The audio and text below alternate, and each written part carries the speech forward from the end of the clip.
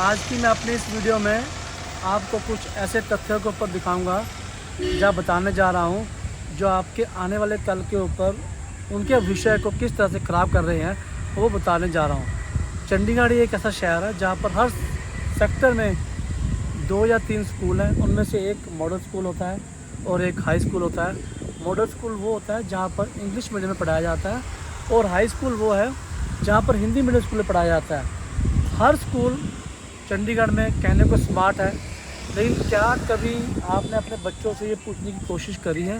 क्योंकि मैं भी अपने एक एनजीओ के तहत इसमें काम करता रहता हूँ, बच्चों से पता करता रहता हूँ कि उन्होंने कंप्यूटर पे कब काम किया।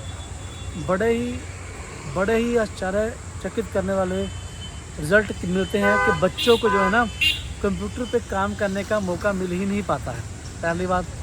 दूसरी बात, चंडीगढ़ में स्कूल के लिए बिल्डिंगें तो बनी जा रही हैं, चाहे वो गांव हो, कॉलोनियाँ हो या सेक्टर हो।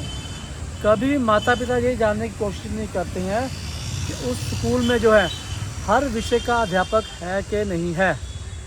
हमने पिछले 2-3 साल में काम किया और पाया कि हिंदी और पंजाबी के खास करके टीचर स्कूल में क्या है, एक स्कूल का टीचर जो कजेड़ियों में पढ़ाता है पंजाबी, वही आके 45 में पढ़ाएगा, वही जाके किसी और स्कूल में पढ़ाएगा, और उसी तरह से हिंदी के लिए भी है। और कुछ स्कूलों में तो जो इंग्लिश के अध्यापक हैं वो भी डेपुटेशन पे आते हैं। आज उनकी क्लास कहीं पर है तो दोपहर के बाद आकर के इस स्कूल में आके पढ़ाएंगे। अब मुख्य आरटीए के द्वारा हमने पहले भी जानकारी हासिल करी थी और अब भी फिर भी हासिल करी है कि चंडीगढ़ के 50% से ज़्यादा ऐसे स्कूल हैं जहां पर 20% से ज़्यादा बच्चे फेल होते हैं +2 के अंदर, और ऐसे बहुत सारे स्कूल हैं जहां पर 40% से ज़्यादा बच्चे फेल हो रहे हैं। इसके ऊपर सोचने की बहुत ज़्यादा ज़रूरत है, क्योंकि अगर चंडीगढ़ जैसे शहर में बच्चों के भविष्य को इस तरह से ख़राब किया जा रहा है तो आप सोचिए कि हमारे देश के बाकी हिस्सों में क्या हाल होगा। ये बहुत ही चिंता का विषय है, क्योंकि बिल्डिंगें बन जाती हैं, बिल्डिंगों पे करोड़ों रुपए खर्च होते हैं, लेकिन उन बिल्डिंगों को चलाने के लिए, बच्चों को पढ़ाने के लिए जो अध्यापक चाहिए उनकी रिक्रूटमेंट नहीं होती हैं। कंप्यूटर के टीचर परमानेंट रखने की बजाय हम ठेके पे रखते हैं। ठेके पे रखने के बाद क्या उनकी कोई जिम्मेदारी होती है? नहीं।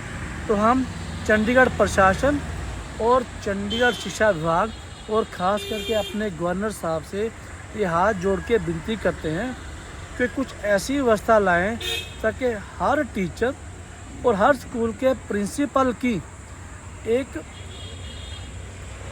जो है उसकी जिम्मेवारी और जिम्मेदारी करना चाहिए, फिक्स होनी चाहिए कि अगर उसके स्कूल में से कम इतने बच्चे 60% से ऊपर नहीं है तो उसकी जवाबदेही होनी चाहिए कि ऐसा क्या हुआ और क्यों हुआ।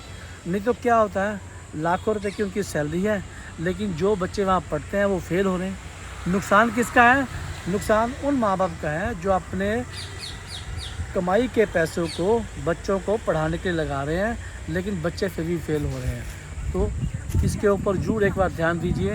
ये आज के समय में आने वाले कल को बनाने के लिए बहुत ही ज़्यादा ज़रूरी है। शुक्रिया, धन्यवाद।